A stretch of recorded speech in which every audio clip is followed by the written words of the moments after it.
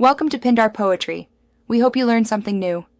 You begin by confirming the phone number and cloud account that hold your WhatsApp backup. This must match exactly. Once done, install WhatsApp and immediately complete number verification with the SMS or call code. Make sure to grant storage and contacts permissions so the app can read the backup and map chats to your account.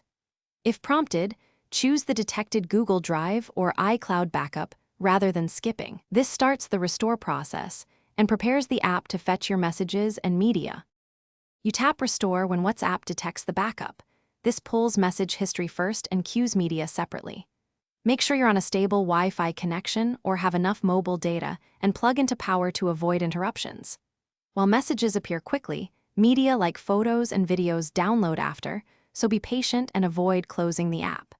During this phase, the app verifies backup integrity and decrypts data using your account credentials.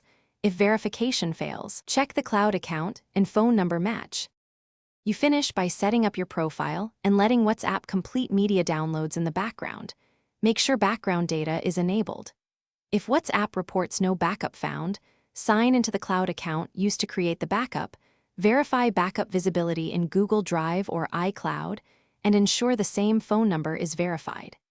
If problems persist, reinstall WhatsApp and retry the restore after confirming permissions and backup presence. One key tip: check storage space on your phone. Insufficient space. Thanks for watching. Consider subscribing if we helped you.